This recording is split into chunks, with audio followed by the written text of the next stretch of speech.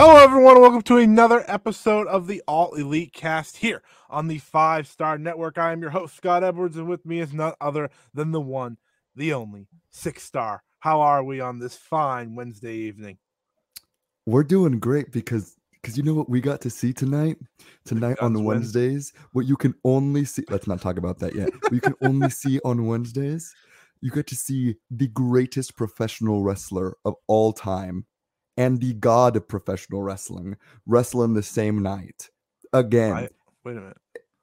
Greatest wrestler of all time, I'll give to Danielson, and the god of pro wrestling, Kenny Omega. Oh, okay. I didn't see Mayu on the show. Continue. Oh, my apologies. No, that's different. She just is professional wrestling, but this is a Stardom podcast. You can check out Scott's other stuff for that. No, this is an all elite wrestling podcast. Now, really excited to talk about today's episodes, the ups, the downs, and most importantly, the guns, baby. Let's go. The guns. The guns, of course, will be the headline piece from this show. Of course, we have new AEW World Tag Team Champions. And you know what? We'll just start with that. Let's change it up this week. We're going to start with the main event because, let's all be honest, this was not really the main event for anyone coming into the show. So we're gonna change up the format here, you know, because we like to end on good notes. We like to end on good notes here on the All Elite Cast. Yes, we do. And I'm not saying, listen, hear me out here. I'm not saying the Guns wins like this were the worst thing ever. It's not the worst thing ever. It's bad. It's not the worst thing ever. You did have Cody Rhodes in a world title program. No. That was not the worst thing ever. He was over like Rover. So get out of here. The Guns are not over at all. It was the wet fart ending what was an incredible night. Truthfully, at least that's what I thought. But with the Gun Club, I can't think of anything nice to say about the Gun Club. I'm not gonna lie. Like I came on the show last week and said this feud did nothing for me. Guess what? It still does nothing for me. I didn't sit there and be like, oh boo, I can't believe the Guns won, because I was like, one, you and me knew this was gonna happen. We said it last week. But that doesn't mean, like you said before the show, we have to be happy about it. Santana Ortiz never won these titles. I just want to point that out. And they're probably nor have the best friends. Nor have the best friends. That's a good shout. Nor have a lot of tag teams have never lost these titles. And now we can say that the Guns have. And I think we have to get to the point also, though, where AEW is now just a wrestling promotion, in that not every title win needs to have like this heavy meaning to it each and every time. That being said, for the first time in a long time, AEW has worse tag team champions than WWE. I had to say it. You can't come and tell me the Guns are better than the Usos. I will not allow that. I will not. No, the Guns are so boring. Like you're making faces. I know I'm right. The Usos haven't had a good match since like 2017. The Guns have never had a good match, so there you go. Yeah, but they had the FT Rip segment, and that's better than anything the Usos have ever done. Nah, I like the soap opera. Thank you. With Jey Uso. I'll respect the bloodline, because Roman Reigns is great, and I can't wait for him to beat Cody Rhodes at WrestleMania 39. You're right. But let's actually talk about the match. So, you know, they did tease the Billy Gunn turn, which I thought was great. I thought that was a great turn. And then I thought kind of the way they got there was very funny. Because like, you faked the turn, right? You faked the Billy Gunn turn that we were all expecting. And then you still had the Guns win. just as heels. Normal, old, boring win. You know, that hits was it Bowens with the belt? Was it Bowen? Mm-hmm. Yeah. Anthony Bowens with the belt. When the referees turned around, 1, 2, 3. By the way, the referee had a phenomenal ref bump. So I was about to say the same thing. Bump either. Also, but the ref was selling it, you know, the slow count. So I'm like, that, you know, Bowens is gonna kick out. Then no, it was over. So good. No, that ref bump was amazing. It was. That was probably the best part of the match. Yeah. Full credit and shout out to him. That was really well done. But from I the believe taking his the name hit is to the cell, Stefan. Stefan, yeah, Stefan shout out to him. Stevens? Question mark. Oh, maybe I just know it's Stefan. Yeah, but that match was really boring. I didn't really care about it. The Guns got like literally zero reaction when they came out, and they got like zero reaction to any of their heat. And tonight was a really good crowd before and besides that. The Acclaimed rap was pretty bad. Like I didn't really care for that one. I usually think they're like, back to back bad raps. Yeah. It's not, they've not been on their hot streak lately, and easily the worst match of their title reign. And it's also the one they lost it in. I can't think of anything worse than that. I think it's the only match of theirs I didn't like enjoy, because I think they've had actually a really good run. Yeah, off the top of my head, I could definitely agree. I don't know. It's like, am I crazy to say I just don't remember the match already? Like I literally I shut the show off. We came and recorded. Like there was no time off in between me watching that main event and this. That like I still forget the whole main event except for the ref bump and the was there like actual wrestling that happened in this match? God no, the Guns were in it. No wrestling happened. And you tried to tell me they were better than the Usos. Thank you for just confirming. Come on. Listen, you can hate the Usos, you can hate WWE. Please let me get my takes off. Anyways, that match was so boring and forgettable. And if you're going to give us transitional heel champs for FTR, which is what they're seemingly doing, absolutely doing that. Which if they're not, it's actually worse. No, hear me out here. Because if you go right back to the Acclaimed, it's like, why did we do that? For the pop, I don't know. What pop? There was no pop. No one's popping for the Acclaimed after they lost like nerds. Nah, that's fair. The fact this might be a title match at Revolution is nasty.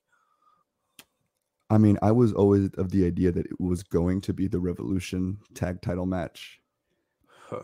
I sure hope it's not now. I really would not like to see. This is why we have trios belts now.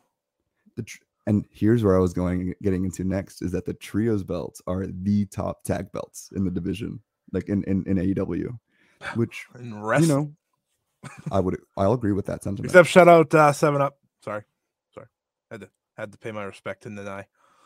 No, we don't respect 7-Up in this part of town. Come on, you love to die. Everyone. I love Nanai. I love 7-Up, but well, the elite's the elite. I'm not gonna sit out here and lie and say the elite's melt here for life. So that's fair. I'm still heartbroken. I'm still I know that's neither here nor there. But yeah, this match was, as everyone can tell, we don't want to talk about the Guns. Yeah. Anyways, I love the trios. Well, we're gonna get to talk about that later. The elite's gonna end our show because like I said, I wanted to end the show on a good note. But let's get back to the top of the show now. So Gun Club Tag Team Champions, whoop-de-freaking do. FTR on their way back eventually to save us. I know people don't like the FTR now, but FTR is going to get a major pop when they come back. Huge pop. They were getting huge pops when they were still around. They're going to win the titles, and then you can set up Young Bucks versus FTR in a main event somewhere down the line. A pay-per-view main event. It should main event a pay-per-view. Double or nothing. Yeah. I just want the Bucks to be the tag champions again. I think they could hold out to. They should probably hold out for a while. Well, yeah, because we got a trios run. We got a trios division to run right now. And then CM Punk will come back, and then it'll be CM Punk and FTR versus the Elite, and then actually that kind of clicks way too well. So I'm just gonna move on. It almost makes too much sense. CM Punk is gonna go back to the hospital and get injured again? As long as he doesn't touch the world title, he'll be okay. Any world title, including the trios ones. I don't need him to win titles. I don't need him to win a title ever again. I just wouldn't mind if he was around. Anyways, let me move on. Back to the top of the show. AEW World Champion MJF in action in a championship eliminator match. I know everyone's favorite against the. Wait, is it the Japanese Phenomenon? The Japanese Phenomenon. That's the nickname we go with. Konosuke Takeshita. One of the very best in the world, that Takeshita guy is. As the kids would say, he's him. He's him. This He is was, him. I'm on record, aka Twitter record, so take that for what you will, of saying this was MJF's best match since CM Punk. Yeah. I'm not going to count the Wardlow match. That's not a match. And like he had the a good Moxley match with the Real Yuta. He had a good match with the Real Yuta, but I didn't love the Moxley match. Fair. Had a little too much Gaga for me. I really like this one though. I thought it was a hot way to kick off the show. Crowd was hot. People loved Takeshita. MJF's. This was the MJF. Hey guys, I'm actually good. Reminder match. I thought, because when he's in the ring, he's great. It's just he's never in the ring for you to actually appreciate him to that level. But in this match, I mean, I talked to you about it before the show. This man pulled out an Osprey. He did a little Will Osprey in there, and some people may automatically hear that and cringe. I don't. It was great. You know, the clothesline off the top rope. He flips through it, lands on his feet, hits a super kick. It was all, you know, it was everything that Jim Cornette hates. So we automatically love it even more. So true. Fuck Jim Cornette. Fuck Jim Cornette. To oblivion. Anyways, what were you gonna say? You're trying to say something. No, yeah. I think it's time to start a discussion. Time to have a conversation. Oh, let's go. Because for years, right? We've heard people say that all MJF is a guy on the stick and that he can't go in the ring. And you hear it all the time, even after his Full Gear performance, even after his matches with Punk, right? You hear it all the time. MJF is just a mic guy. He can't go in the ring. Well, I raise you this. What if he's great in the ring and can't go on the mic? Because for the life of me, I cannot get into any MJF promo. They're all so bad. They have not been good for months. And we'll get into it later when we talk about it. But MJF showing out tonight is the most I've enjoyed watching MJF since he won the world title. Because every segment, I mean, the Ricky match was underwhelming. No surprise there. That was mean. That was poor mean. Ricky's catching strays out here. I'm not super hot on babyface Ricky, but yeah, it's just like MJF's not been a great champion. Like, he's been really boring to me, and like, this agree. match was like this is great. This is the first show we ever did was talking about. The first show we ever did was talking about that awful promo with Takeshita. So bad. I mean, bad. We've been rocking on this train since the very beginning, and I think so. Here's the thing with MJF, for me, he's not a bad promo. I've seen him cut some of the best promos wrestling has seen in the past couple of years. But I've also seen him cut some of the worst within the past couple months alone. So I think it's just he tries too hard.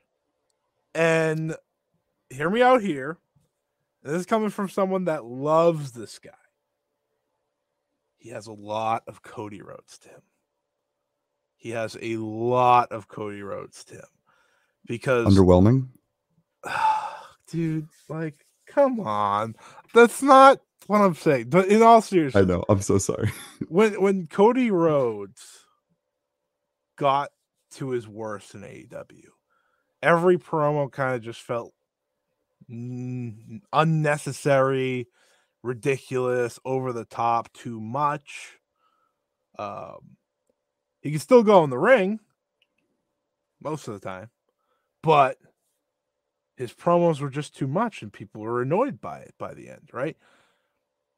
MJF does the same thing. MJF can cut great promos, but at the same time, he can go to that extra limit because, you know, he's trying to be big heel. He doesn't want to get cheered, and they end up being bad. They just end up being bad promos that are boring, or like tonight, ridiculous.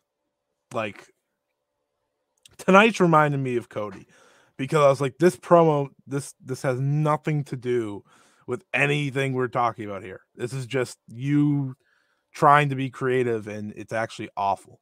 So that's kind of what I've been thinking about, because I watched Cody's segment on Raw the other day. I was like, this is what MJF would be like if he had actually turned babyface.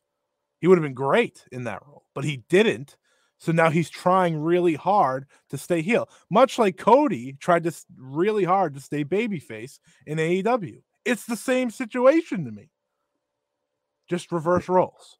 Mm-hmm. And it's not shocking that MJF is cut from that nightmare family cloth one way or the other.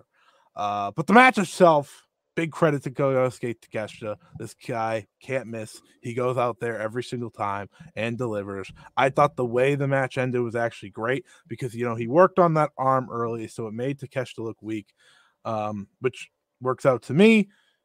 And he did the flip through Fujiwara armbar, which I thought was very good looking. Mm-hmm. Overall, a great match. It happened to be the third best match on the show, which I was not ready for because after this one, I was like, yeah, that was great. Woo! Well, I expected the other two to be great, but it's like, holy shit, way to start the show. It's like, all right, now I'll temper my expectations the rest of the way. Good thing I did because then they got blown up. The roof got blown off of them. But that was a lot for me with the Cody MJF stuff and talk about the match. So I'll let you cook. No, I mean, I think what you said was pretty astute. Beside all of the Cody Rhodes praise, but you do you. We all have our own tastes, and it's okay to have bad taste sometimes, Scott. Hey, yeah, you have bad taste too. It's okay. It's okay. We all do. So what I really need from MJF is for him to stop doing this Ric Flair cosplay that he's been doing since coming back, because it's not good. The Ric Flair Triple H cosplay. Exactly. It's so bad. It's just doesn't work. It's super boring. The only reason that this program has been bearable is because I've been getting Bryan Danielson having a match of the year contender every week on TV. Except against Brian Cage. I was going to say except against Timothy Thatcher, but that too, both of them. But come on. This sucks. I don't mean to sing his praises, but CM Punk cosplay MJF so much better than this one. So much better than this one. Because CM Punk better than Ric Flair. All 7 days of the week, baby. Negative plus a negative still makes a negative. But no. Don't put CM Punk in the conversation of Ric Flair. That's nasty behavior over there. That's nasty business. But it unfortunately is the truth, and that's the business that we're getting into tonight, baby. Agendas aside, to go back to this match and specifically to MJF, like I said earlier, a great showing. I am really excited for the Danielson match now. I really am, because I like what I saw from MJF tonight. I'm curious to see what they're going to do, because Revolution's not until next month, and they've been playing to that idea of hurting his arm. But we're a whole month away from the pay-per-view, so I'm interested to see in the ways in which Danielson will continue to be worked on in terms of his arm, because that's definitely the story going into Revolution. And I'm also curious to see what they're going to do with the knee that MJF hurt during his match with Takeshita. And also, I thought I really liked the post-match segment. Love seeing Bloody Takeshita. That was cut out of the 6-star book of wants and needs. That's all I'm gonna say. Hey. That's all I said. Don't worry. And I thought that worked really well. I liked seeing MJF just beat the shit out of Takeshita, because that's good. That's good heel heat. That's good heel heat. That's the best heel heat I've seen from MJF in a long time. Was this match, which I think really was why. I feel like it's the only time I've watched MJF on program since 2023 where I was like, yeah, this is a heel that I like I want to see on my TV.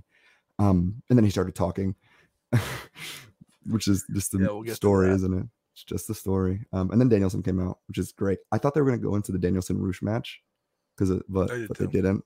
But that's fine. We can talk about that later. Yeah, what they did go into was a video package from none other than your king of television, Samoa Joe. It was a great little video package. Not much to say about it, but I love Samoa Joe. Samoa Joe is the best. Tony Khan, listen to me right here, right now, okay? I need you to listen to me. I need you to hear my words of advice and not only take these to heart, take these to your brain, tape them to your eyelids so that you will never not see them. Do not have Wardlow beat Samoa Joe at Revolution or at all, ever. Samoa Joe is everything that this title has needed and more since 2021, because 2022 was rough. It was nasty. And we're only just barely getting to a point where this title feels important and relevant again. And Wardlow is not going to keep that relevancy. I don't care what people's arguments are. Yeah, sure, his booking wasn't great, whatever. Who cares? He was boring week in, week out in his promos. His matches got repetitive and annoying. The Powerbomb Symphony should have ended at Double or Nothing, and it didn't. It did not. In the words of MJF, it was mid. It was mid. It was such a boring title reign. And I don't want to see him win it again. I really don't want to see Wardlow on my TV right now. Like, give TV programming to anybody else. Why Wardlow? Goddamn. I'm hoping, Wardlow. I think he's done.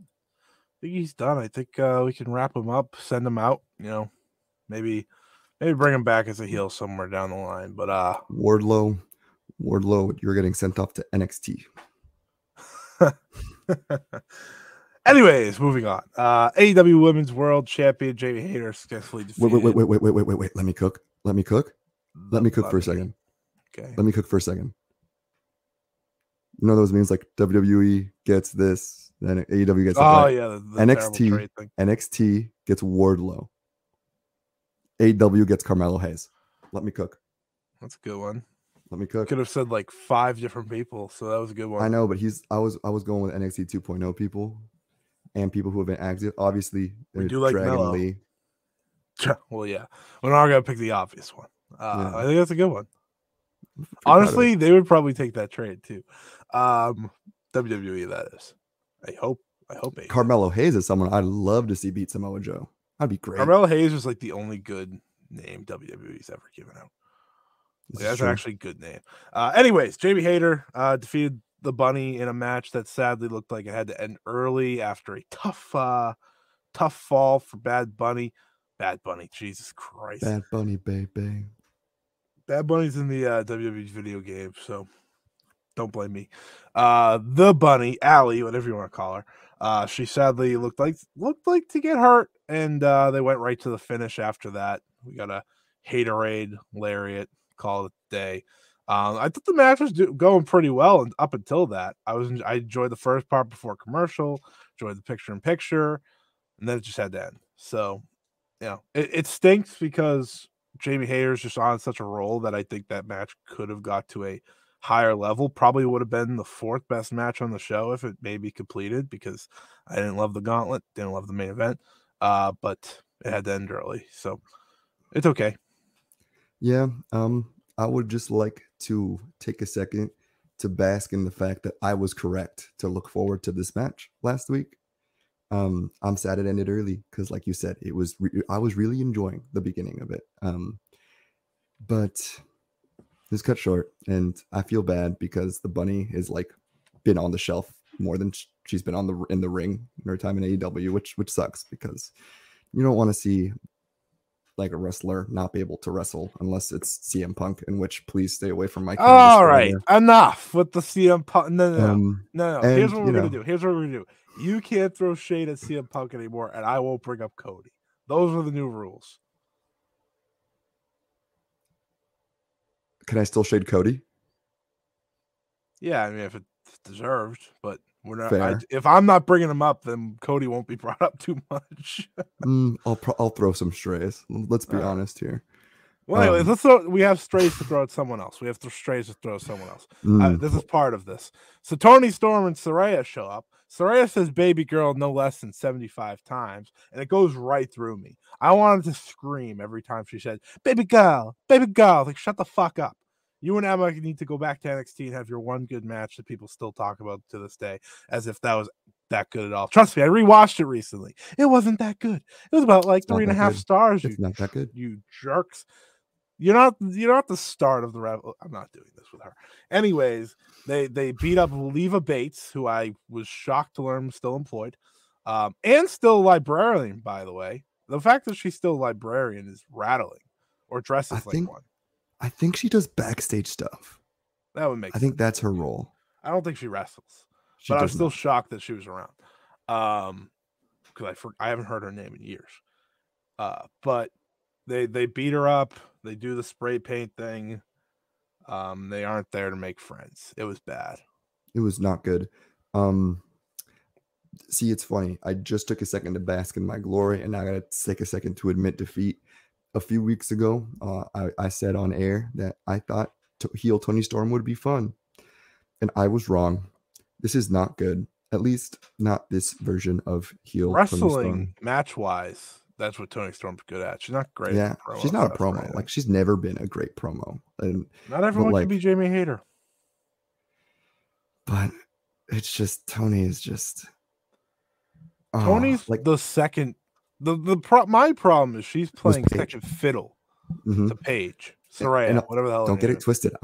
Saraya, my fault. I was gonna cook the translucent woman in a second.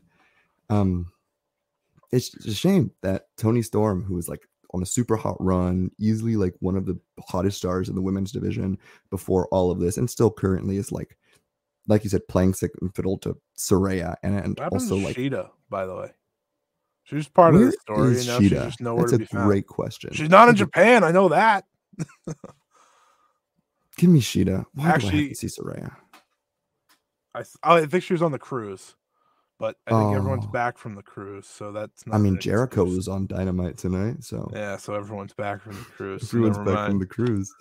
Yeah, it's just it sucks. I love Toni Storm, and I hate that this is what she is booked in right now. I think that the eventual Blood and Guts match that, again, we've been talking about is going to be great. Like, it has no reason not to be great. It's just, will it though? I think so. We have a lot of good people involved in it so far, and like, do we? We do. Both sides have a weak hand. I hate that I'm doing this. You're about to back up Britt Baker. I'm about to back up the dentist. That's fair. Because she goes kind of crazy in plunder matches. She does. Okay. Like, I actually ask myself often, does she know she's a dentist? And then she does these things. I'm like, does she forget what her occupation is? So I trust Britt Baker in a Blood and Guts match. In a regular match, that's a 2-star waiting to happen. But holding you to that, you trust Britt Baker. I know. I'm gonna clip that and play it every time she ever does anything ever again. I've just created my own worst nightmare. It's fine. This was it for the women's stuff on the show. Shame, really, really weak women's wise this episode, which shouldn't have happened with Jamie Hayter wrestling, but yeah, I think the injury did play a factor because they did kind of stand around for a little bit after. So they were like, all right, let's figure out time. I'm sure one of the matches benefited. I'm guessing the elite match probably benefited from it, getting a few more minutes, which not complaining either. All right, let's get to another bad promo. We had back-to-back killer bad promos. That's actually awesome. So MJF started talking. This guy stinks. And let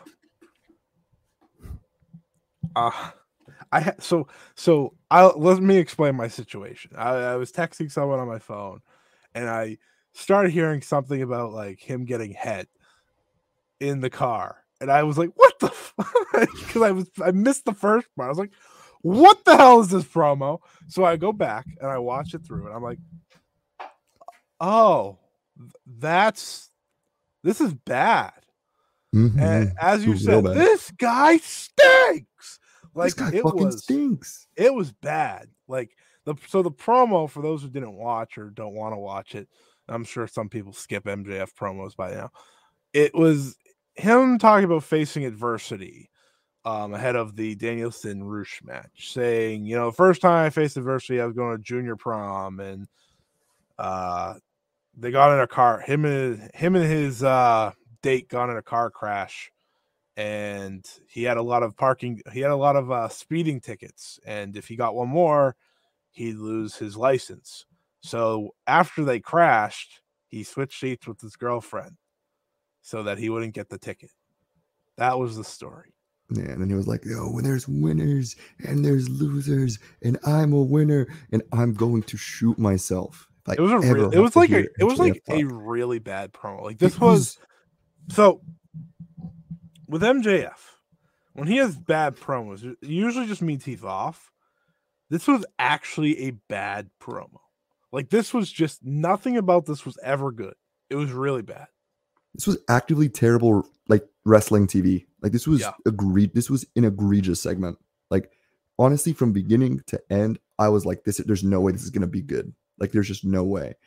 And it sucks because I enjoyed MJF's performance in his match so much, and then I get reminded, "Oh no, he sucks. He's just not good. He's just not a good champion." That story was so stupid. Like so dumb. Like one of the dumbest things I've heard in wrestling all year. And I think the other dumbest things come from MJF's mouth as well. It's just like, come on. Like, what are we doing here? Yeah, it was awful. It was awful. But the rest of the show was so good that it's okay. We moved on. We really had a tough go in the middle of this show. So next up was the Garcia Guevara gauntlet thing for Ricky Starks. All I could remember at the end of this match was like, man, there was a time where Daniel Garcia was red hot, and he was the biggest thing going in pro wrestling. I was going to say the same thing. Everyone was loving him. People wanted him to turn babyface. You're a wrestler. Now look at him. This guy, he doesn't stink, but like, who gives a shit? He's so boring. He's just Sammy Guevara's butt boy. Like, it's bad. It's bad. So Ricky Starks beat Angelo Parker in like 2 seconds. That was great. You know, beat the guy quickly. Then he rolled up Matt Menard quickly, get that quick win, which was nice. I was like, good. We're not wasting time on this match because I don't care about it. And then Daniel Garcia beat Ricky Starks because Chris Jericho hit Ricky Starks on the outside. I didn't know that we were going to have to watch Jericho and Starks tonight if that happened. When they were saying that, I was like, oh, I really hope Garcia wins. I don't want to watch that. I want as little time as possible from this match to be taken. So I was actually happy that Starks lost. This feud, much like the Guns and Acclaim, couldn't care less anymore. It's just it has sucked the energy right out of me for any excitement for Ricky Starks, for any hope with the JAS. JAS is getting to inner circle territory now where it's like, can you please go away? Or could something happen?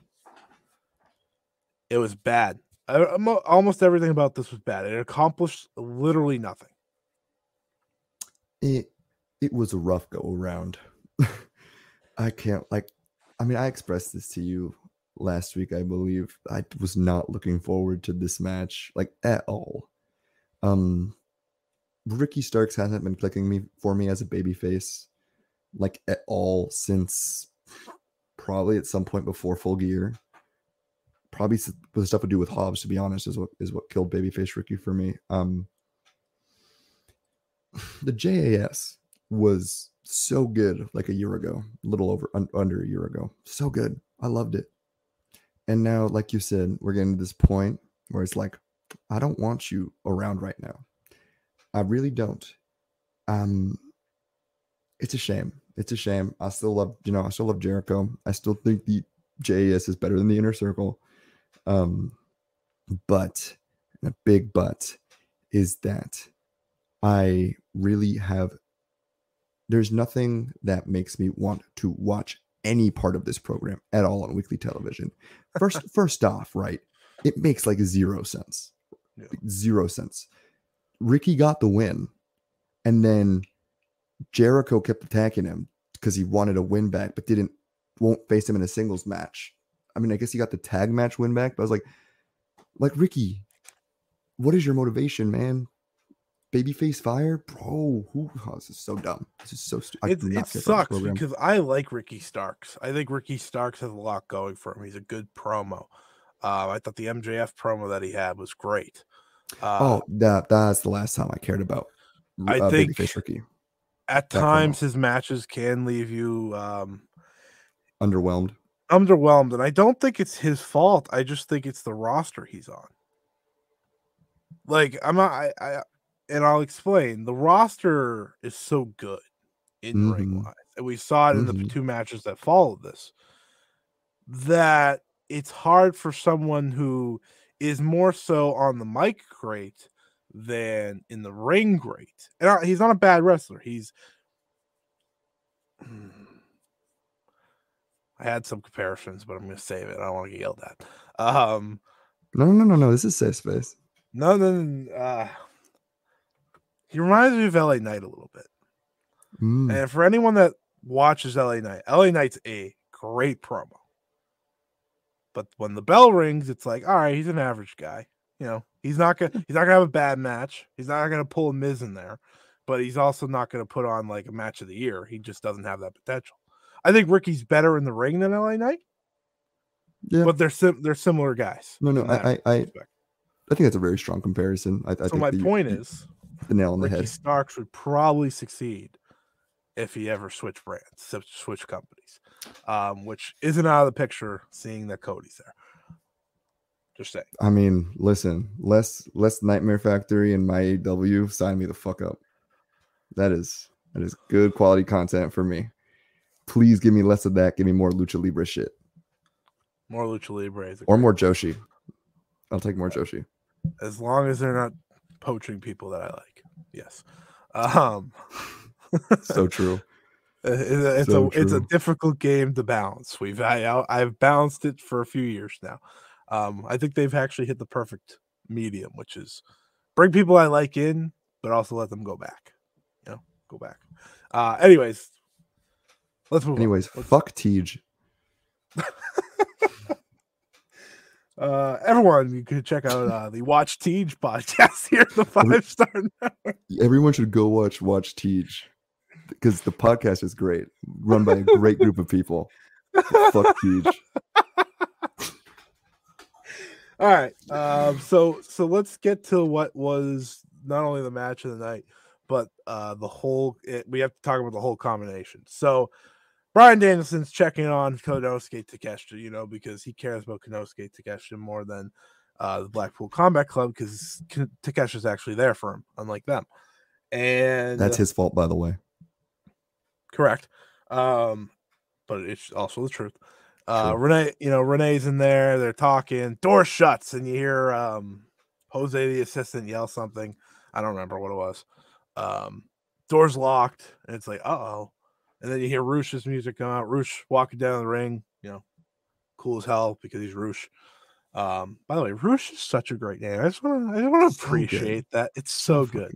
I remember the first time I ever saw Rush, like he was doing a Ring of Honor show when he just joined there, and I thought it was Rush. And then I went to a show, and I was like, his name's Rush. That's sick.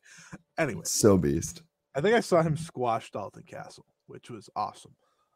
Poor Dalton Castle. I like Dalton. Shout out Dalton Castle. He's great. So MJF walks down to the ring. It's like, Aubrey, you gotta count him out because he's not here. And Aubrey's doing the slowest count ever. 1, 2, and Danielson breaks the door open with his bad shoulder. Dumb. Runs down to the ring, gets in the ring, and then it's on like you wouldn't believe. And my God, did they have one of the greatest AEW matches ever. Not just Dynamite, matches ever. This is why Rush should crush Orange Cassidy next week.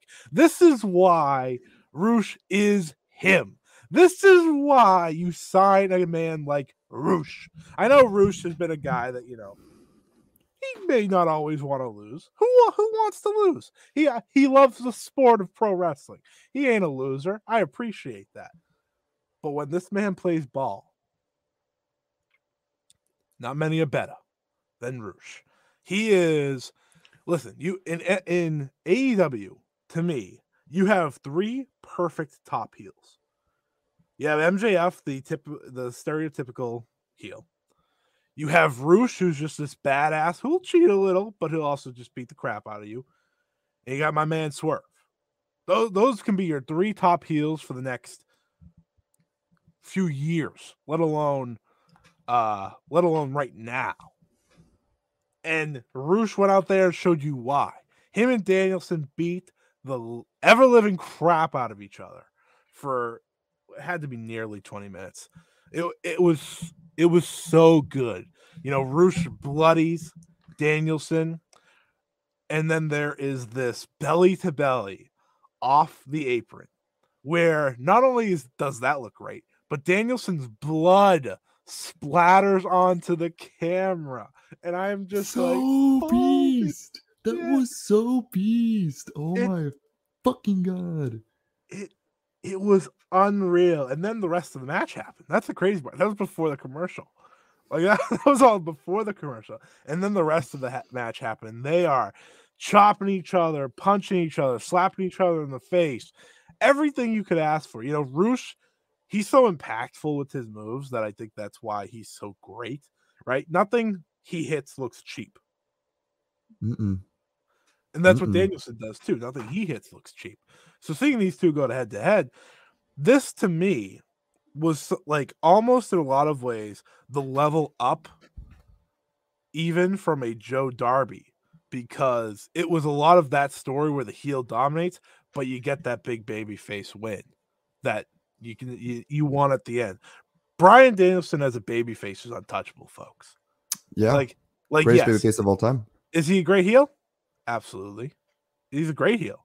I saw it when he faced Kofi Kingston all the way to WrestleMania. Oh, so good. Without Bryan Danielson being that great, that moment isn't as perfect. I saw him do it with Hangman Page. He was a great heel with Hangman Page. But with Bryan Danielson's in there being the babyface underdog, which he was in this match because he's been beat down for weeks, he's been attacked, he's done all this, there's nothing better. And Roosh knew that. They kicked ass. Fantastic stuff. Roosh even kicked out of the bicycle knee, which was great. So fucking awesome. When he kicked out of that, I just launched out of my chair. I was like, let's fucking go. And then they wrestled for a few more minutes, and then he had another knee to get the win. I did watch to see if Roosh would kick out. I'm not gonna lie to you. I was like, is he gonna kick out after the 3? I thought he might have. Oh, he played ball though, so no, I thought he was going to kick out at like 2.5. I was like, I wanted to see a submission win because that's what I like when Danielson does. But I would have been okay if Roosh not tapped out, fell asleep, like passed out. I think that would have been a good end. But it doesn't matter. It was a great match. This was absolutely phenomenal. Like I said, one of the best AEW matches of all time, in my opinion. This is right up there for me with Danielson and Kenny for Danielson's best match in AEW. This is Roosh's best match in AEW. This is my AEW match of the year. This is my number 2 match of the year. Like, I don't know what else you need to hear from me to praise this match.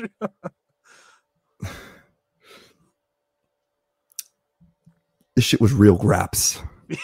I haven't said it once this episode. Not once. And I did that by design. I did that with intention because I never seen graps realer than this. These graps were coming out of my screen. The blood and viscera was literally on my screen.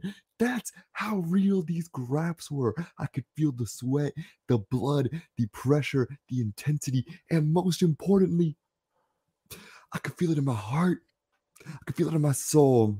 And I can tell you that this is why we are all elite. There is not a single roster. There is not a single show. There is not a single promotion. There is not a single fucking North American wrestling company to ever, and I mean ever, do it like this.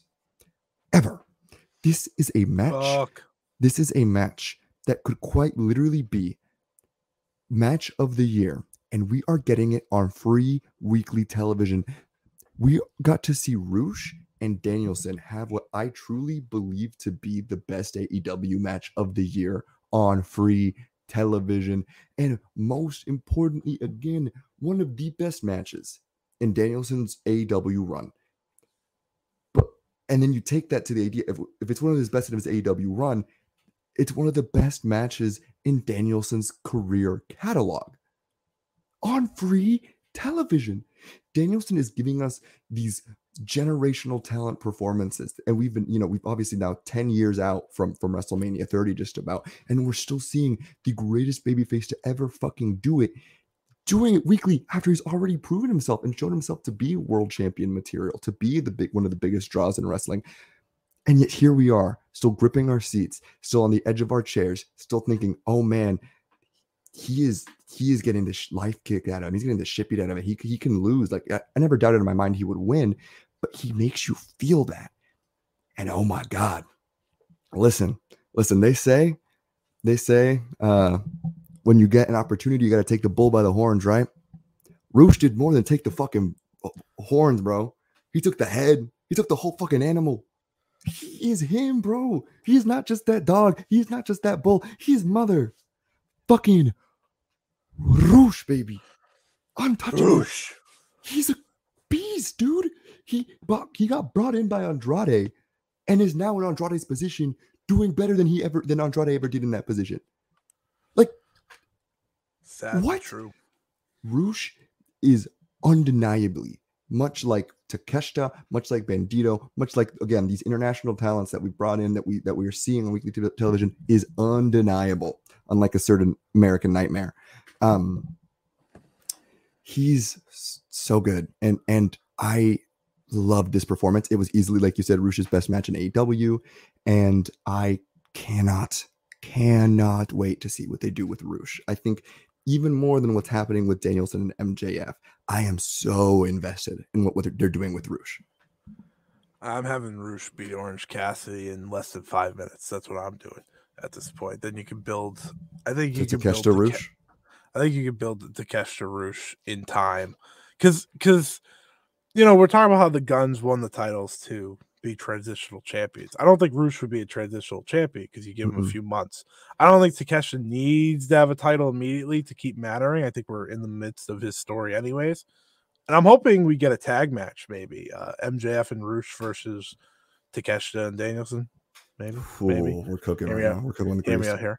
But in all seriousness, I mean, it was unbelievable how good this match was. It was believable because obviously these two are fantastic pro wrestlers, but there's a reason Mr. Danielson has been saying, yeah, let me go to Mexico. What was his two best matches in this series? Against Bandito and Roosh. This is the style he wants to fight. This is the style he wants to wrestle. That's why he wants Mascara Dorada so bad.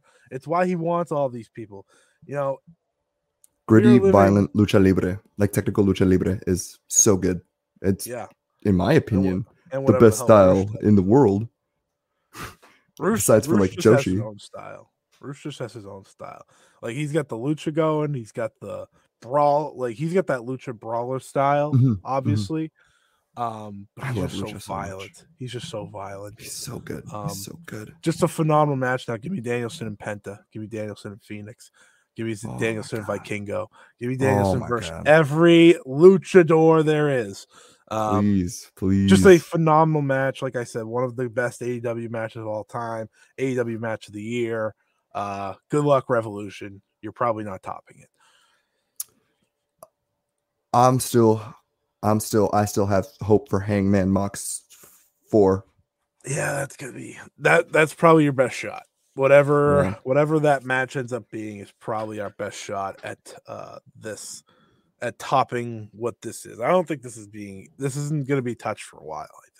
I think it can be topped. I think there's definitely still room to get like that bona fide Kenny Omega type 5-star match, which is still my match of the year. That bona fide Kenny Omega 5-star match that he had earlier this year.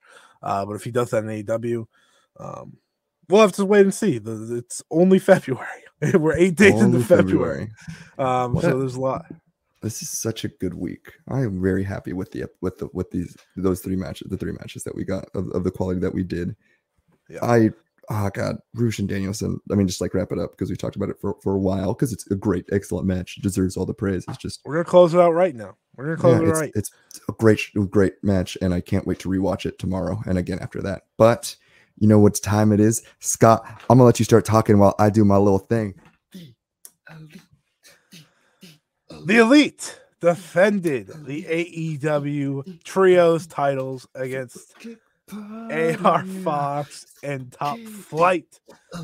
And I'm just gonna wait. Elite, baby.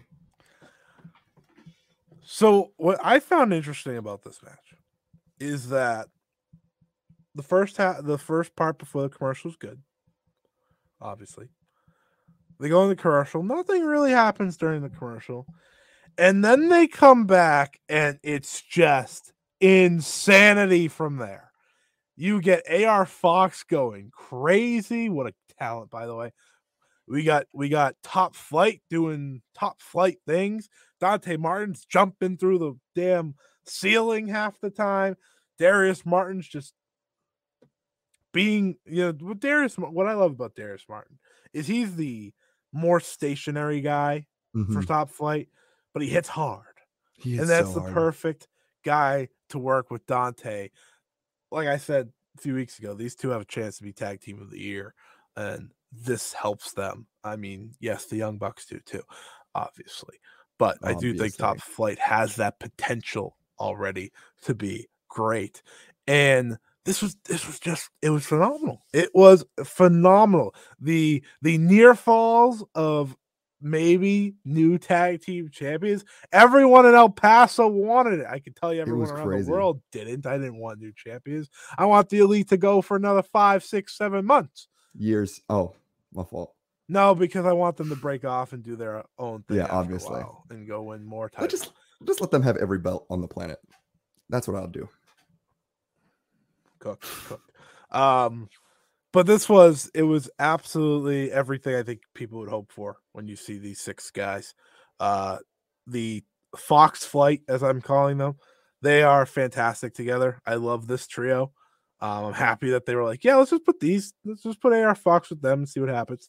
You get craziness. AR Fox is such a stud. Getting to see him go on national television and he deserves it too.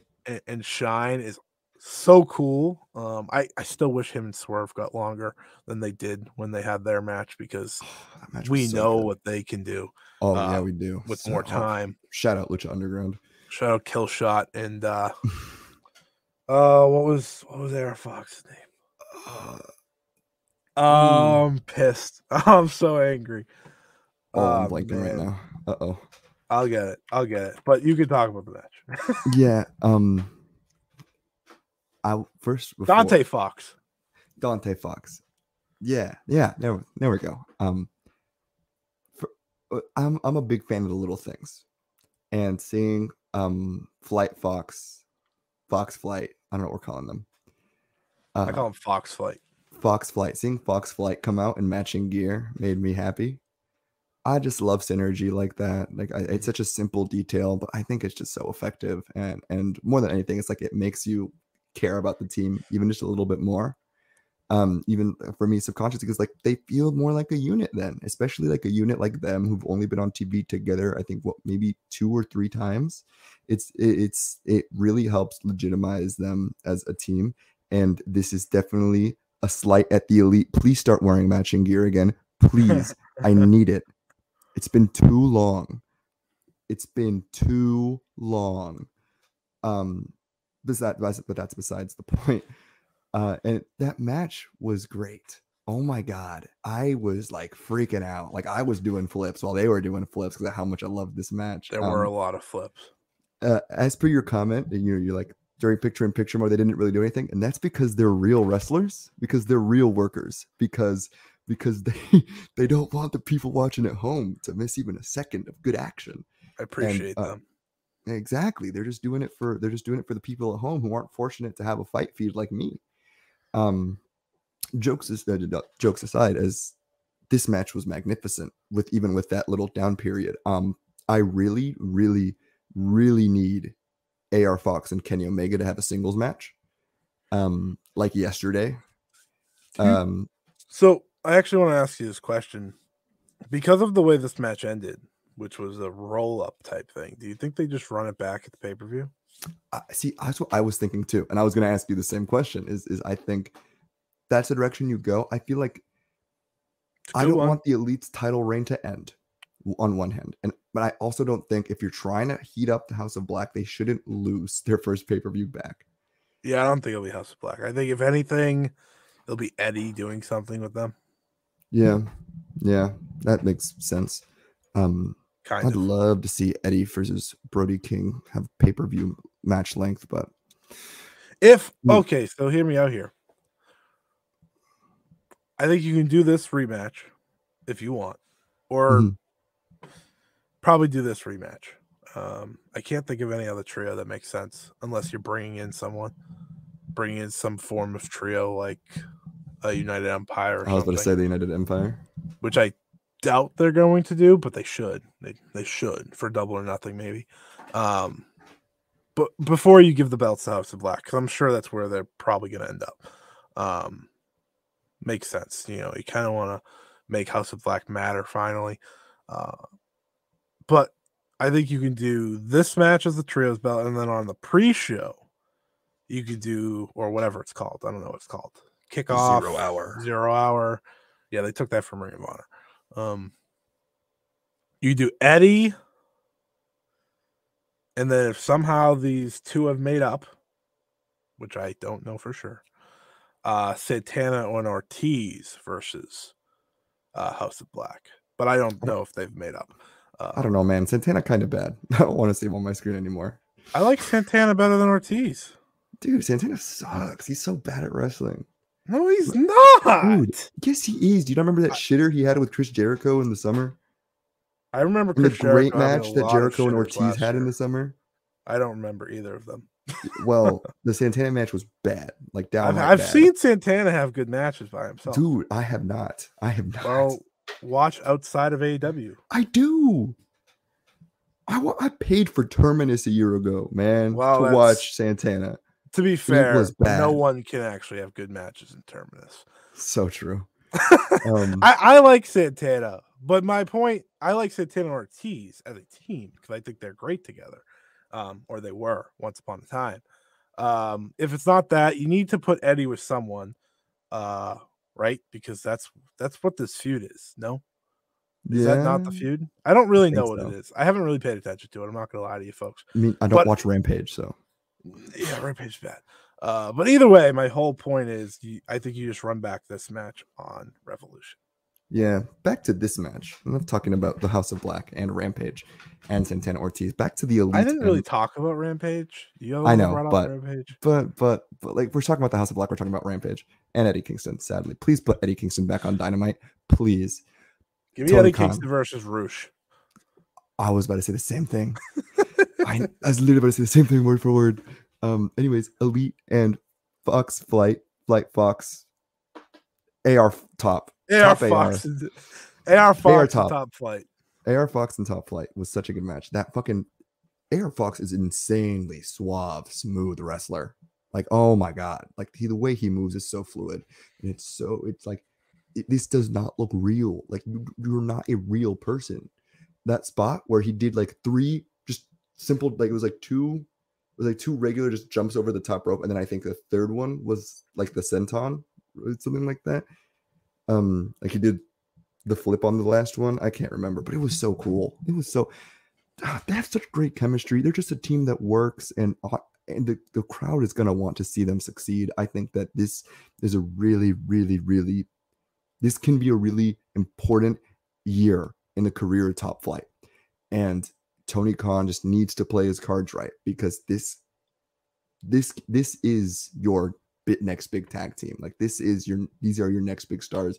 And AR Fox, it's a shame that he didn't get the mainstream or main promotion level attention until this point in his career. But like, oh my god, does he make every single second that he's on camera feel important? Does he make use of every single second he is in that match? I sing the praises of Kenny Omega and the Young Bucks, the Elite, all of the time.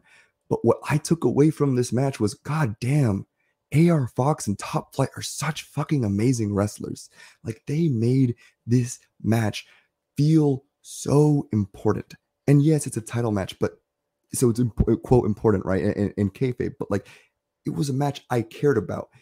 And I didn't want to see the Elite lose, but I'd be lying if I said I wasn't a little bit upset when when like Kenny or the Bucks would kick out, because I'm like, they get you rooting for them. It's that same thing I was just saying with Danielson a moment ago. It's like, they really get you to want to root for these teams, like their talent, their charisma, the energy, and also the live crowd, which we haven't mentioned. The live crowd was fucking astounding tonight.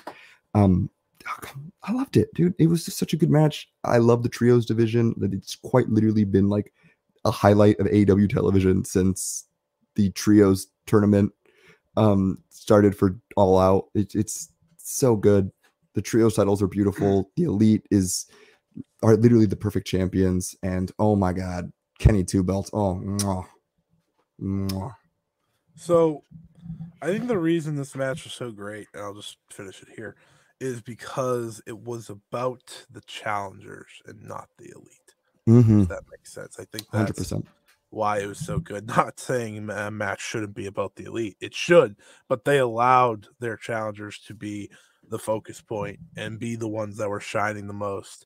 And that's why they escaped with the win, which is why I want them to run it back. I do think that maybe with a little more time, they can have an even greater match. I agree. I really want them to have pay-per-view time, because I just don't have an idea of who else would face them. So it's no like clue. it has to be them. There's no other trio. Excuse me, that unless it's you're not going back to Death Triangle. Excuse me, Jesus. You're not going back to Death Triangle. You know, Pax getting his nose fixed and whatnot. Which I forgot that he actually injured, like, legitimately. Let me go down the AEW roster page before we wrap up here. We know Adam Cole's having a match, by the way. I know people have forgotten about him because he was on TV once and then he never showed up again. I haven't forgotten about Adam Cole. No, but like I just did. Like, I just looked at his name and I was like, wait a minute, where the hell is this guy been? Please respect Adam Cole, baby. I love Adam Cole. It's just put him on my TV. Tony Khan, put Adam Cole on my TV. Oh no, damn it! I got excited for a second. I was gonna say Blackpool Combat Club, and then I said, "Damn it, John Moxley's busy." Jerk. That hurts. I can't lie. Yeah, that's the match. That's a hell of a match. That could be Double or Nothing. To say, I can't believe they've held out on Blackpool Combat Club and Elite. Well, to be fair, interactions this long, except for Hangman. Not on purpose, I'm sure. The Elite had to get suspended. John Moxley had to be AEW World Champion like 7 different times. Yeah, John Moxley had to carry the company on his back because terrible times happened. Don't say it. Because terrible times happened. And the Elite had to be off of my television and stripped of their titles because terrible, terrible times happened. Better. Thank you. Yeah, I couldn't find a trio. So, yeah, there's no trio unless you put like Darby, Sting, and some random guy. Darby, Sting, and Eddie Kingston. All right, there you go. Oh, what a match! That's a match. I'm just tossing things at the wall. I need a V trigger like right into just like the spinning back fist, like just right into it. I want Sting to just no sell a V trigger, do the thing, and then get absolutely drilled. I think that would also be very beast. That'd be sick. But in all seriousness, a fantastic episode of Dynamite. You know, we still haven't had a perfect Dynamite this year. There's been incredibly low points, I think, on each episode. But there's been such incredibly high points that it doesn't matter at the end of the day. Right? I will say, like, all timers. AEW right now, there's like a few, like, obviously I think there's issues that need to be solved and fixed. I really am not a fan of the direction of things after this episode as much as I liked this, like the matches. Because Revolution's kind of looking bad. It's just not a strong build, and that's a problem AEW has been facing for a long time, is they've been just like struggling to really build their pay-per-view cards for a while. But I mean, I'm gonna keep coming back if they're giving me matches like this every week. Like I can't sit here and act like I won't. So we're sitting here less than a month out now. Here's what your card looks like off the top of my head. Yes, you're welcome, everybody. It's off of the top of my head. You got MJF versus Bryan Danielson. That's locked and loaded now. 60-man Iron Man match. Great main event to look forward to. You got Samoa Joe versus Wardlow for the TNT Championship.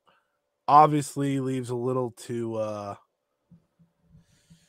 we would prefer probably anyone else besides Wardlow, but that is the match. That is the obvious match. You have some sort of match between Jamie Hayter and the OGs versus the Outsiders. I don't know what that's going to be yet. Haven't connected the dots on that one, admittedly. I'm hoping she has a title match, but hoping she squashes Saraya. I was gonna say, I hope she has a title match, but I don't want Saraya to be part of it. So. I don't want Saraya to be a part of it, but like I said last week, it's inevitable. So let her just squash her and get it over with. Yeah, no matter what, Jamie Hayter will be winning that. You have Guns versus the Acclaimed, probably. Nasty. Giving that match pay-per-view length is nasty. Yeah, disgusting stuff. Let's see. What else off the top of my head do we have? You're gonna have Ricky Starks and Chris Jericho again, which again I don't think helps the card. Still, you will have Swerve versus Keith Lee. I hope. If you don't, that's gonna be beast. If you don't, then what the hell are you doing? You'll have John Moxley and Hangman Page again. That's great. Very beast also. You'll have Trios title match, which will be great because the Elite isn't it. Doesn't really matter who they're facing, truthfully. They could probably face broomsticks and it'd be fine. And you'll maybe have a Jade match. Maybe. I'm fully of the belief we're getting Jade and Red Velvet to run it back one more time. Revolution and Red Velvet wins in a really nice feel-good moment. I hope you're right, but that's probably what most of the cards looking like. Some ups, some downs. It feels like a 50-50 card in terms of expected delivery. I truly hope they don't add anything else because 60 minutes is a long time for a main event. As much as I'll enjoy it, right? But like, it's a Sunday. I have class. You could just not put Jericho and Ricky Starks on pay-per-view. You could just you could just avoid that. I agree. Let's not put them on pay-per-view match, dude. It's not a darker elevation match at this point for me. Like we saw it on Dynamite. It was fine on Dynamite. Yeah, it sure was. All right, we'll go through. I just want to go through this real quick before we wrap up. So, Cage Match has some rankings out for the episode of Dynamite for the matches. So, I just want everyone to know what the reactions are to some of these things going on. So, MJF defeating Konosuke Takeshita got an 8.29 with 50 votes. Deserved. Very good match. Jamie Hayter versus the Bunny has a 4.74. That's rough. That's tough. Come on. That's injury tough. Will do that to you. Injury will do that. You had the Garcia Guevara Gauntlet Challenge match getting a 4.58. So lower than that got high. Is it lower? Okay, good. 4.8 for the women's. Deserved. I honestly think that Gauntlet match should have been lower. 4.74 for the women's. 4.74. Oh, that's still rough. 4.58 for the Gauntlet. The Gauntlet deserves worse. It was so bad. What a waste of my time. You got a 9.55 for Bryan Danielson versus Arush. Deserved. By the way, it wasn't even 15 minutes. I thought it was 20 minutes. It wasn't even 15 minutes. It was 14 minutes and 56 seconds. What does that put that for matches of the year so far? Because that's definitely below Ospreay Omega, right? I always forget how to check that. Let me see. Come on. That's not. Yeah, but I mean, regardless, you're getting 9.51 quality on it. Television, man. I love AEW. Just to give an example, this is just for the 2020s. Overall, like this would be number 12 already. Great number. Great. I'm sure it'll go down a little bit, but overall for this year, it's only behind Kenny and Will, which is number one. I'm sure it'll probably go down a little more. I'm sure that's how the trends usually go. Starts off really high, goes down a little bit. But that was out of 59 votes, so won't go down too far. The AEW World Trios Tag Team Title Match, 8.37, 45 votes, and the main event. We're a little higher.